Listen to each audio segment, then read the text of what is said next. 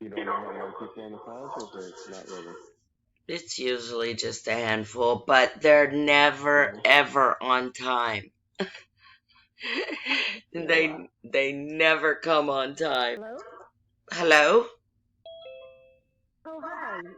Hi This is there. Claire. Hi Claire. Yeah. How are you? So, how long have you been studying like common law? All my life, kind of. I Mm-hmm. mean, my parents told me when I was 4 years old what was going to happen in the world. And it's Mm-hmm. everything that's been happening and is happening. And they told me I would have to make a decision because at some point in time, you had to make a choice and either take the mark or starve in a ditch, really, is the exact words they used. Mm-hmm. Mm-hmm. And at 4 years old, I totally got it, totally understood, and made my decision. And then I found in my 40s I was having to really live that. And Mm-hmm. I, had gotten into some scrapes with local law enforcement overstepping their bounds. And when I Mm-hmm. began to stand up for my rights, they began to attack me. And I really didn't know law, and I wasn't aware of exactly how bad it had gotten. And so I, you know, hired attorneys the first couple times and stuff and started seeing they weren't really doing anything for me. And so then I Mm-hmm. started doing it, learning to do it myself and just continued on from there because their harassment continued. And Mm-hmm. so I've had to continue to learn. And it's a shame that, I was already under attack when I started learning, which is why I want Mm-hmm. to do these classes so other people can learn, hopefully, before they get into a scrape. Exactly. But if not, I mean, if you are in a scrape, at least, you've got some people that can tell you where to look for what you need and kind of help you through it. So that's our Mm-hmm. purpose here is just to point, show Mm-hmm. you where the law is, how to find it, things you can do, where it says it in the law, because a lot of people are told rumors. Oh, I know Mm-hmm. this is the law and I know that's the law, and you're like, okay, show me. Uh, uh, Mm-hmm. uh, uh. So But we, people don't understand, and that's what we've been taken away. We are a constitutional republic. We are not a democracy, and right, we go off of common law. And whenever it takes to the court, it's maritime law. The moment you hire a lawyer, you consider yourself an invalid, or you can't do it for yourself, essentially. So right. yeah, it's learning how. And as a TI, I'm trying to figure out, is it in my best interest to become a common law citizen? Because, as you know, they make you dead through your straw man. Mm, So we're considered not even alive. So is right. that easier for them to target us and harass us? If we make ourselves Yes. living Yes. again, does it make Yes. it harder for them? It is So you, you're hmm absolutely right. It is easier to target okay. you when you do not have your status declared. Now, how you hmm declare that or what you do, there's several different ways. Everybody has their different techniques and things, and I have mine too. But I mean, and I also believe it's not just one thing if you're a TI that's gonna stop it. hmm Or hmm if Well, it's you're being multi-layered. what? It's multi-layered, this targeting. Yes. Many agencies make money off of us. So, Yes. Yes. So your solution is multifaceted too. hmm So, My thing, and I've been very curious to know. So we have some lovely ladies that are figuring out exactly where the attacks are coming from the neighbors, from whatever. So send them a cease and desist. You are in my network. I charge $1 million every time you are in my network. And so then when you catch them again, you can take them straight to civil court. And that's whenever it becomes like ham. If we go after many gang stalkers, we start taking their homes away from them again, they're going to start screaming. So that's where I'm coming from, wanting to use common law to help the TIs, which I don't even know it yet. So yeah, I'm just trying to understand it. well, and Does that part make of, sense at all to you?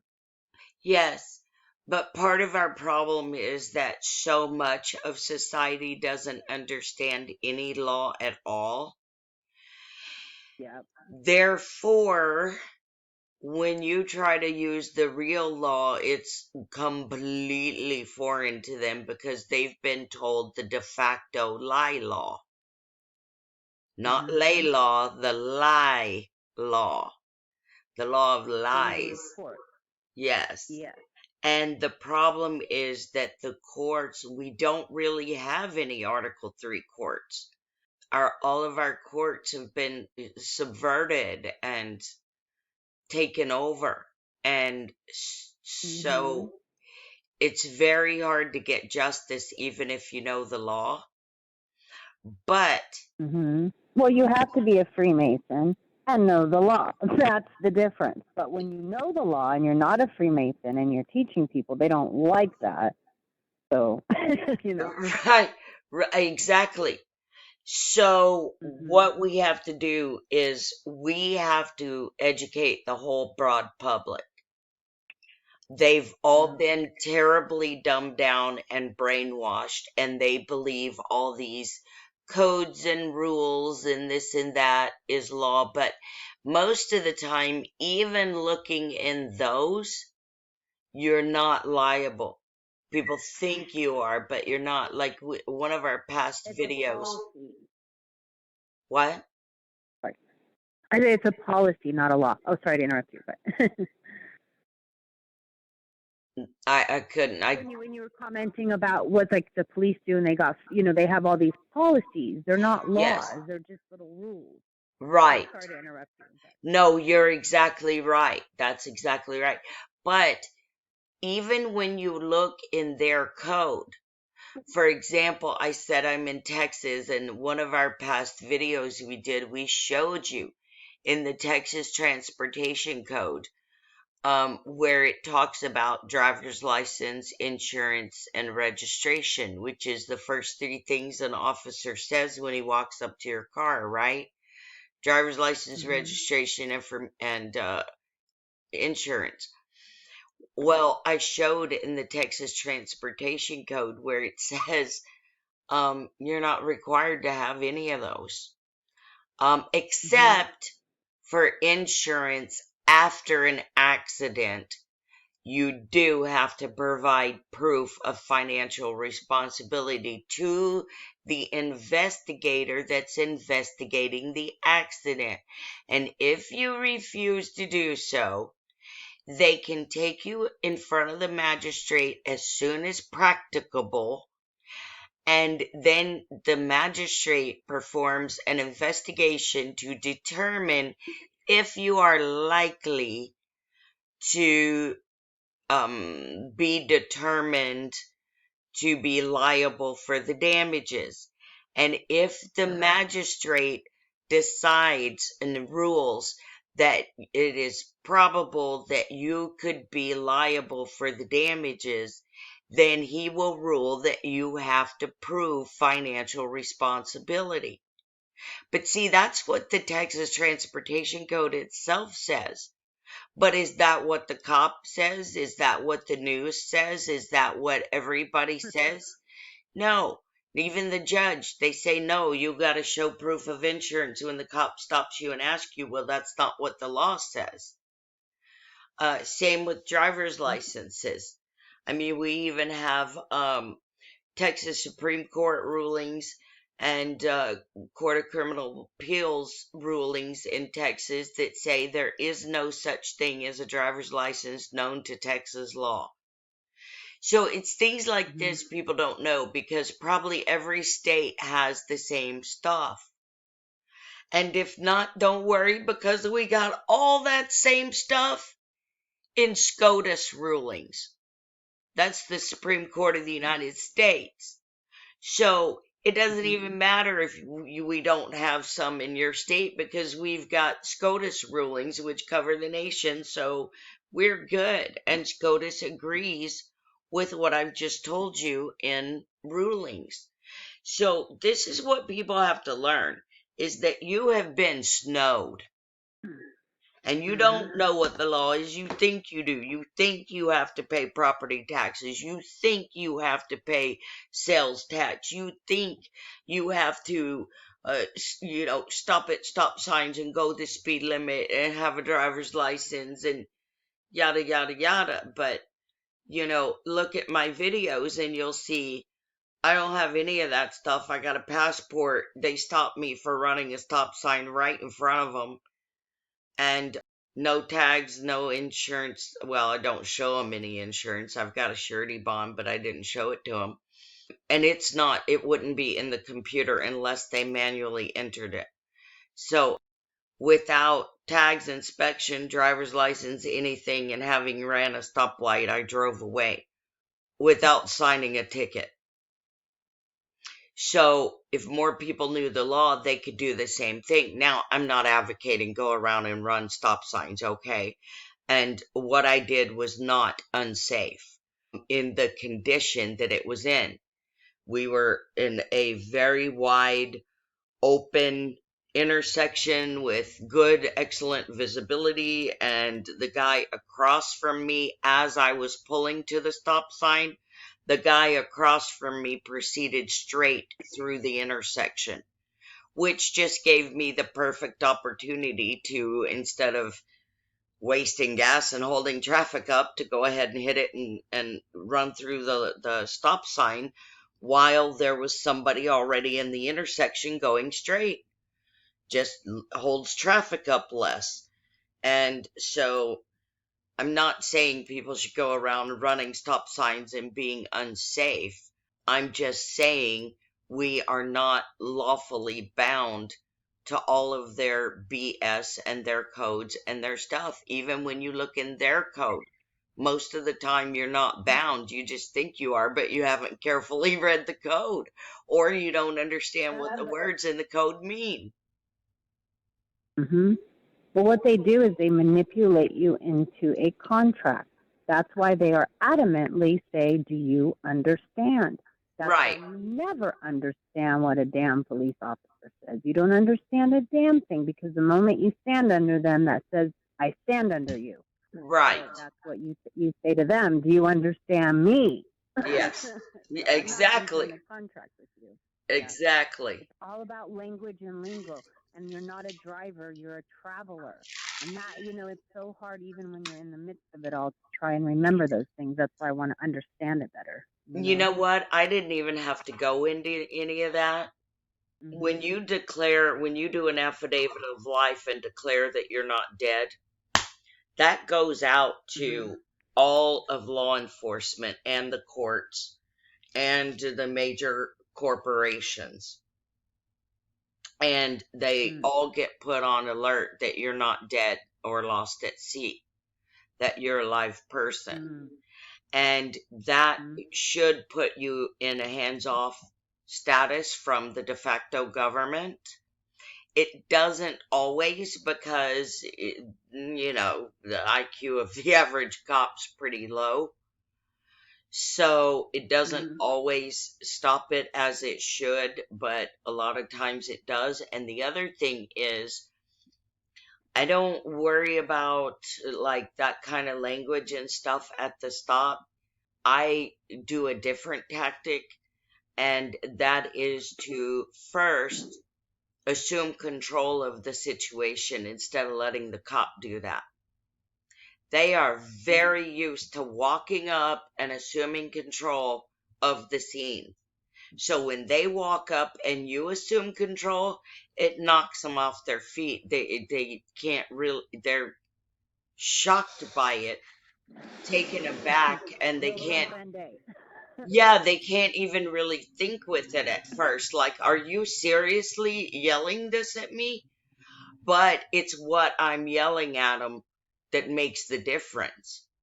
And you'll see in my videos, I've got a pattern that I use. And the first thing is I ask the cop why he has what the emergency is.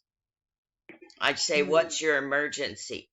He's like, oh, I pulled you over for speeding or for running a stop sign. That's not an emergency. What's your emergency that you've turned on your overhead emergency lights? Is my car on fire or something? What are you doing? Well, I told you, ma'am, I was pulling you over because you were speeding. That is not an emergency. So, you have your emergency overhead lights on when there's no emergency. And now you're creating a traffic hazard by stopping me here in the middle of the road? What's your probable cause? See, all that just throws them off their shit. They're like, Ooh, I like you a lot already. who the hell is this talking this smack to me with this attitude? And, and then they'll try to get back on track and say, well, I need your license, registration, and insurance. And I just go, no, I don't think so. I need a probable cause. What the hell are we doing here? Ma'am, I told you. Well, then you better call a supervisor real quick. You've got options here. You can let me go. You can call a supervisor, but I ain't going for this bullshit today. So a lot of times they're already radioing in, get me some backup. I need a supervisor. Or in the last one, he told me he was a supervisor. And I said, well, we better go to the magistrate because you're getting in a lot of trouble right now. And you can always demand to be taken to the magistrate. You don't have to sign a ticket. It depends on where you live. I live in a kind of a rural country, like, we're on the edge of the city moving into the sticks. And they don't have a magistrate just sitting there all day waiting. It's not a big city. So when I say take me to the magistrate, they don't want to do that because they can't do that without holding me for some time. And they know they better not do that. So I don't sign the ticket and they have to let me go. Then I don't show up to court. And then they try their hokey stuff of sending you letters and coming to your door and sticking a summons on it and, calling you and saying you have court and all this. And I just go, no, I don't. No, don't think so. I didn't sign any contract. He had the option to take me to the magistrate. He chose not to. That's dead issue. And if they keep it up, then I'm going to file cease and desist on them. And then something all of you need to know, if you don't already, is that you can actually call for backup. Did you know that? Did you know? Okay, let me tell you how the people get some backup. Because if the cops can call for backup and escalate the shit, then so can we, right? So we can ramp up our protective devices by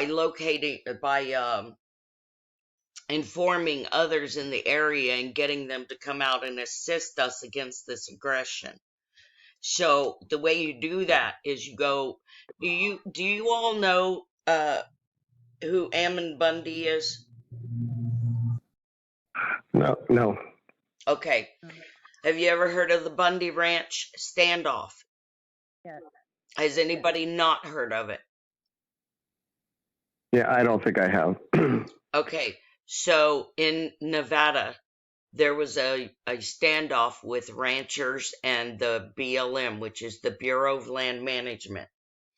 The Bureau of Land Management had been usurping power that did not belong to them for a long time, and these ranchers that have been grazing that land for 80 years were being forced into contracts that they never signed, never had a party to, and their rights to the land of the people was being usurped by the BLM. And the BLM was saying, you got to pay us more and more and more and more until, these ranchers have $1 million in fees to graze their cattle on land that should be free.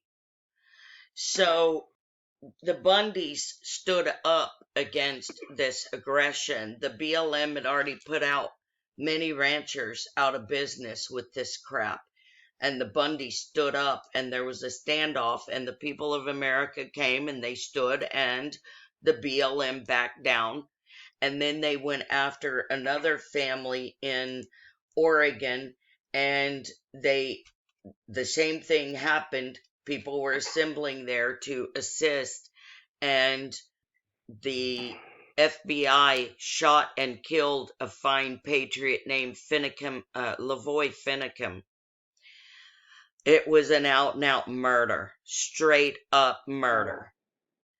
And so after all this happened, some changes started happening. It hasn't been on the mainstream media news, but the FBI has been trying desperately to settle with the family, and the family's like, yeah, no, we're not settling. You're in a lot more trouble. And so the son of Cliven Bundy, who led the standoff, he was a 70-some-odd-year-old rancher who led this standoff, very brave patriot. His son is Ammon, and Ammon during the standoff was tased, bitten by a dog, pretty much called everything but a good Christian man. And he has now started an organization called peoplesrights.org. You can go join peoplesrights.org, and when you join, it will tell you how many people you have in your area, and it will give you the actual names of your area assistants and your state assistants. And should you have trouble, it is the goal of People's Rights to make it to where when anybody has trouble, they can call out and have people there within 10 minutes. And these are your neighbors. And this is what we want, small neighborhood groups where you get to know each other, you begin to trust each other and to work with each other, and you back each other up when somebody is being transgressed on and trespassed. We stand with them. So I urge everyone to go join peoplesrights.org. That way, should you come under threat of violence from the government in a face-to-face type situation, at least you've got some people you can call. And if you join and you get to know the other people in your area, then you can network with them and build strong communities that support each other. Sound good?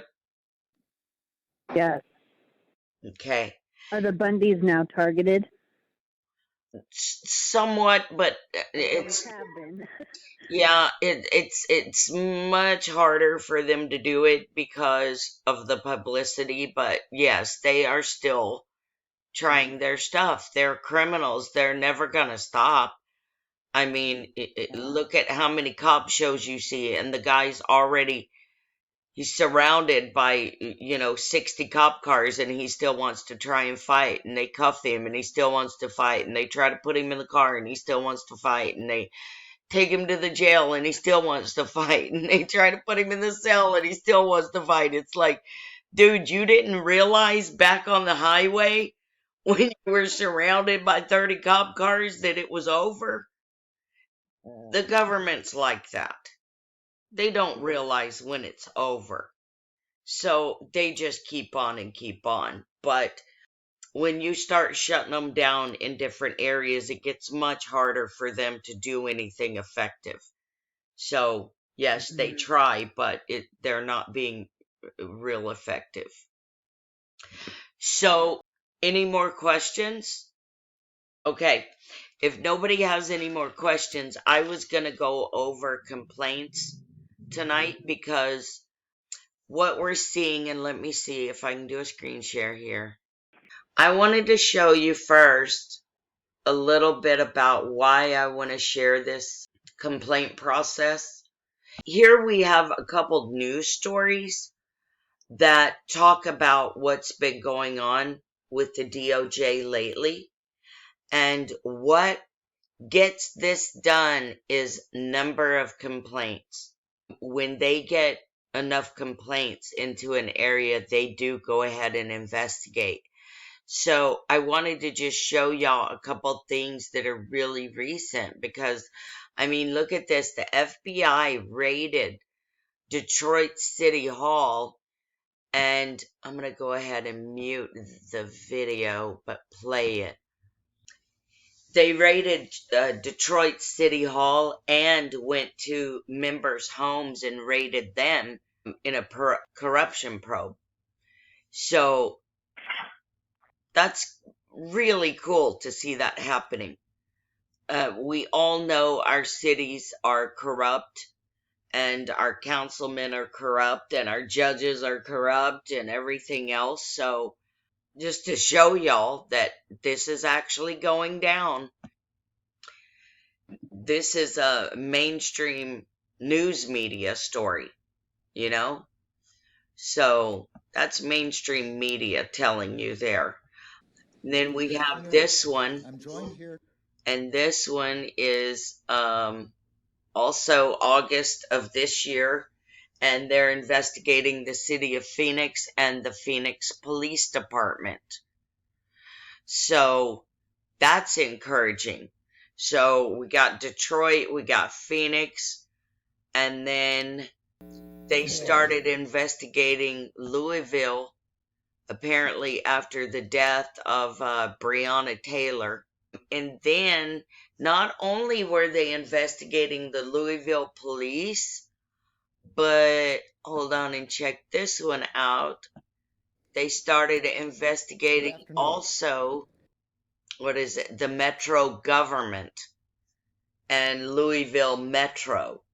So now what started out as an investigation into the police department, now they're investigating the police department, the Metro department, and the Louisville Jefferson County government. So that escalated pretty quickly. So that's nice to see. So this is why I want to encourage everybody to file complaints, because we do right now have a responsive DOJ that is looking into city corruption, FBI corruption, police corruption, all of it. So I'm encouraging everybody file complaints. Now, let's look at what kind of complaints we can file. Okay, we're on the DOJ website. It's justice.gov, and they have a place where you can see about filing a complaint. It gives you the addresses, the phone numbers. You can call and talk to them. You can file online. You can get the forms and print them and mail them. You can call them and ask them to mail you forms, and they'll do that. I mean, there's just all kinds of things that the DOJ will do for you. And then you can file civil rights complaints, and you can file. Now, states also and divisions have their different forms as well. This one, if you look right up here, it tells you it's in Washington, D.C. at 950 Pennsylvania Avenue Northwest. So this one is going to Washington, D.C. main office, and it's a complaint form, and it's this is one of the longer ones I've seen. It's got like 20 questions, but some of them you don't have to answer, like if you don't have an attorney or if it's not involving employment. So they have lengthened the form to be about 20 questions, but they're all pretty simple and straightforward. And it just comes right off their website. You can print it, fill it out, mail it in. They also have click through forms online where you can go and just click through and answer the questions, and it files it automatically with them. So you have lots of different options about how you file and lots of different places you can file. Like I said, this one is going to go to Pennsylvania Avenue in Washington, D.C. However, this one is from the Southern District of Texas. Now, I had not found this form before, but it's very, very similar to one that I found for Washington State. And this little thing, it's like 2 pages. It's like, I think, 8 questions. So easy. It says, like, who's the person filing the complaint? Who are you filing it against? They want name, address, city, zip, and phone, and email on all of those. And then right here, you just have these little click boxes. They have these little click boxes where you can check what's the nature of your civil rights violation. Is it disability rights or access? Is it educational opportunities, employment discrimination, military veteran status discrimination, housing, voting, religious, abortion clinics, immigration, credit and lending, other? I mean, it's got everything there. So you just check the box or check other, and then it says, okay, tell us what happened and tell us how it happened and when it happened. Are you represented by an attorney? Have you filed a lawsuit? Have you filed a complaint with any other federal or state government agency about this? If so, what agency? And then you sign and date. That's it. I mean, people could be filling out complaints to the DOJ in like 5 minutes flat. I carry not this Texas one because I hadn't found it before. I had the one from Washington State, and I just whited out where it said Washington State, and I put the address for Washington, D.C. And I carry copies of those around in my purse. Like, you violate my rights, I'm whipping out my form and asking your name. So I encourage everybody to file complaints anytime anybody violates your rights. Now, I did tell you there's other kinds of complaints, right? So check this out. Look, this is also something you can file with the DOJ and the FTC, which is the Federal Trade Commission. So some of the places that you file with the DOJ, some of the forms will actually say on it, we're going to notify other law enforcement agencies, and we're going to send a copy of this to the Federal Trade Commission. Now, why would they say that? Why are we now talking about the Federal Trade Commission? Anybody know? Claire, you probably know. She's got us muted. She might have stepped away. The reason that the Federal Trade Commission matters is because, like she was saying, everything is commerce. They have you under commerce instead of common law. So under commerce, the Federal Trade Commission would be involved. Now, if you've corrected your status and you've told the government that, hey, I'm not dead or lost at sea, I'm a live living person, don't mess with me, then they notify all of law enforcement and the courts. And if they mess with you after that, you can just send your paperwork to the Federal Trade Commission and they get on them. Now, the problem for them is if they get too many complaints that go to the Federal Trade Commission, they can have whatever licenses or charters or anything like that pulled for violations. So they don't want to do that. So aside from like civil rights complaints, you can also file a consumer complaint. And here's a little form I found at AG Portal, which is, AG stands for Attorney General. And so in this AG Portal, they have this form. And now all of these forms, even though most of them come from the Attorney General or the DOJ, I was able to find them with a simple Google search. So you can find this stuff really easy just by going to Google and typing this stuff in, and you can pull up all kinds of forms.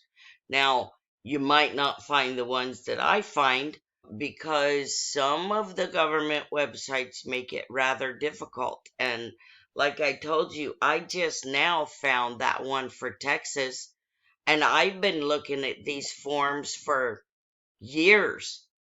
Been looking up this, and today, preparing for this meeting, is the first time I've ever seen the one for Texas. But the DOJ and government websites are often changing all the time too. So maybe there wasn't one on Texas until now. So they do change. If you find a form you like, print it out and keep extra copies because it may disappear or change. When I'm dealing with forms, I don't really like change. So when I find forms I like, I print them out, I keep copies. I never use my last copy. I save it to make more copies and yada yada, right?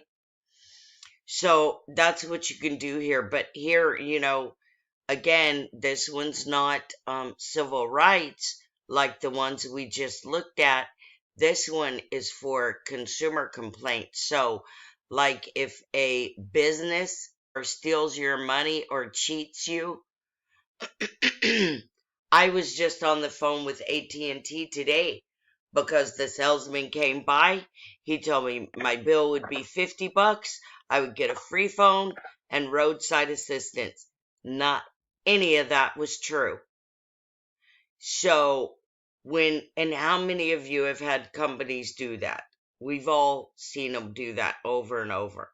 So this is a good form to file when a company, a business does something like that shiesty to you.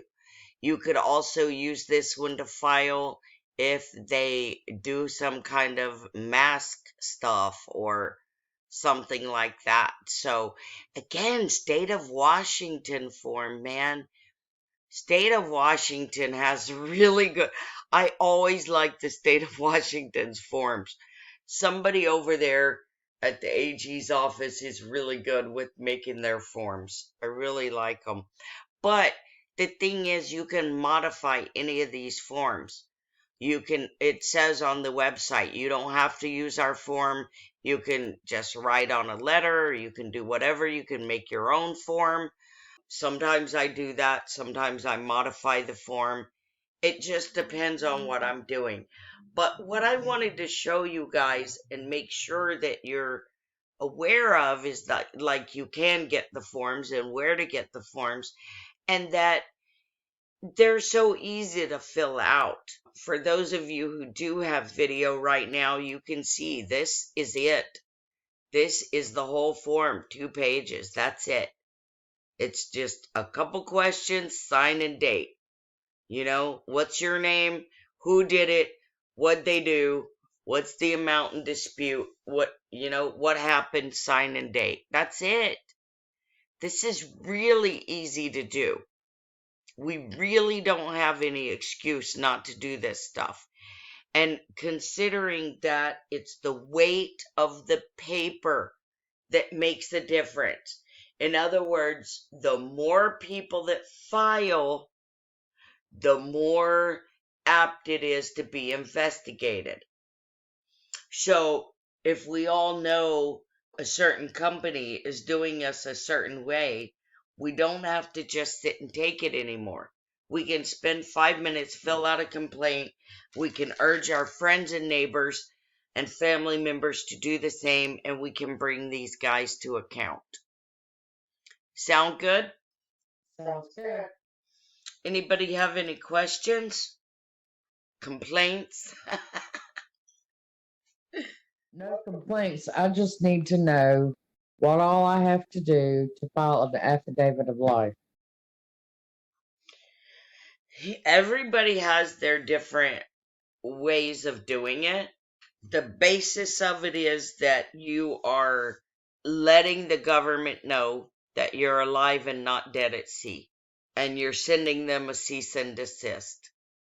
That's the basic of it. And now everybody's means for doing that and how they do it is different. I think my way is the best way because it's seemed to be effective for the most part, but it requires that you demonstrate your life by giving a thumbprint in blood. So you have to get a lancet and do your thumb, but you're sending out copies of this to lots of different places. So you end up doing quite a few bloody thumbprints. And then you put a piece of tape over that, and you have your witnesses do their signatures, and they don't have to do blood, they just have to do red ink, and then put tape over all those thumbprints, and you make sure they're placed correctly, and you send off your paperwork, and that's it. But that's just how I do it. Different people have different ways of doing it. Any other questions? Where do I get this? What paperwork? Where do I get it? Where do I send it? Affidavit of life. When I get the Laylaw website up, it'll be on there. So I'm sorry I don't have any better answer this moment. You're just going to have to wait until the website goes up. And then all of that will be on it. Anybody else? Is there different type of statuses, meaning you hear sovereign citizen, common law citizen? Is that why people do it differently? And how can you find out the differences to see what works best for you? That's a very good question. It does make a difference. First off, anybody who really understands freedom would not call themselves a sovereign citizen. That is made up by controlled opposition, and it's used to make us look like idiots. But you're either a sovereign or a citizen. A citizen means a subject. You can't be a sovereign subject. You're either a subject or you're a sovereign. You understand? So that term is an oxymoron. There is no sovereign citizen. So people who use that term don't know what they're talking about. You know that much straight off the gate. Status does matter. A lot of people believe, and I kind of also believe that state national is probably the best status for a sovereign to have, because when you start dealing with the U.S. de facto government, you start getting into citizenship, and citizenship strips you. Like I said, you're either a sovereign or a citizen. You can't be both. You can be a civilian. You can be a sovereign civilian. You can be a sovereign state national. You can be a sovereign Texian. Notice I didn't say Texan, which is what most Texans say. But if you are in the Republic of Texas, you're a Texian. So I have not done my passport in the style of a state national. I did my passport as a citizen. However, I then declared that I was alive and not dead or lost at sea, and that, I think, changed the status of my passport, even though I filed for the passport as a U.S. citizen. I don't think my passport is recognized as that. I think it's recognized as a state national. As a state national, you're not part of that whole U.S. citizen slave stuff. You're a civilian state national of whatever state you want to live in or claim nationality to. Was that all the statuses you asked me about? Was sovereign citizen and state national? Yeah, that was helpful. Yeah. Yeah, that was helpful. One last thing. That's the same as like a natural man or a natural woman, right? Same thing. A state national. Okay. Yeah, that will be for another time. Okay. Yeah, a state national is a living, breathing man or woman, because they're state national. The way you do that is with your passport, how you fill out your passport papers, and you're going to not claim U.S. citizenship. And you'll write in there where you were born, like I was born in Austin, Texas.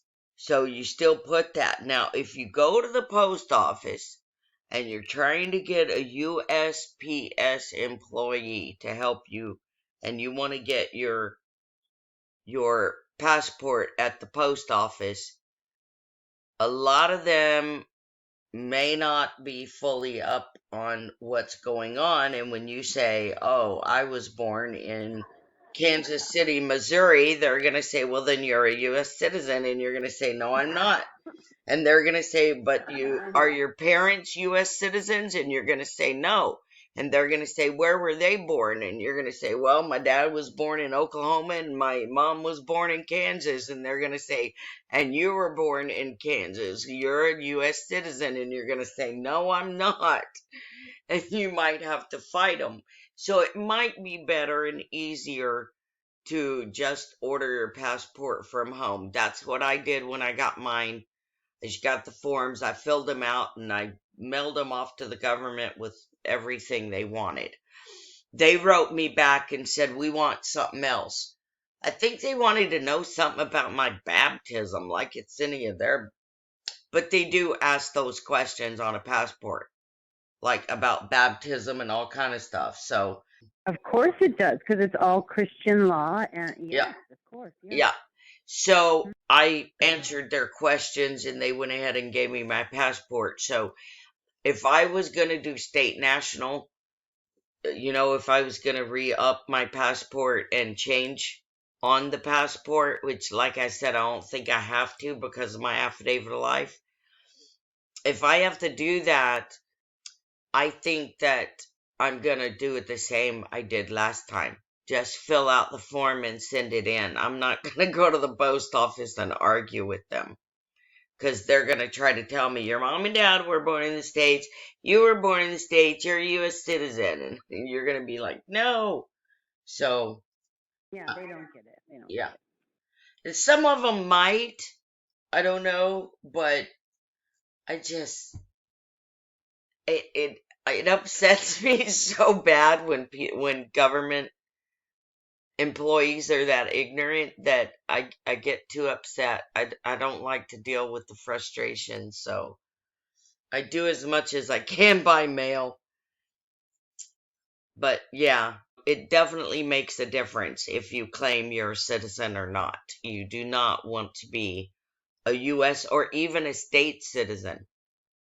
You want to be a state national or a civilian or just a living woman. You could say, I'm a woman or I'm a man. So, yeah, that does make a difference. Anybody else?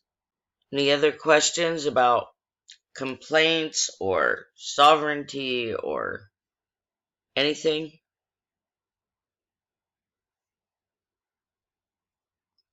Okay, cool. If nobody has anything else, you all know now you can Google to get forms and find all kinds of complaint forms. I urge you to complain on everything. Carry forms with you in your purse or in your car and fill them out often because it does make a difference. Okay? All right. I think everybody's muted out on me. So, if nobody has anything, I'm going to go ahead and end off for this week. We do this same meeting every week, Tuesday nights, 7 p.m. Central. And we invite you all to come and learn, ask questions. Very soon we will have our website up and we'll have all the forms on there for you. And then you'll be able to also speak with other counselors that you can go into specifics if you have cases yourself that you need help with. We're going to have some counselors that can work on with you one-on-one on your specific case. As we build up viewership on these Zoom meetings, if we can get up to a decent number, I have lots of really cool stuff that I will give away on these meetings.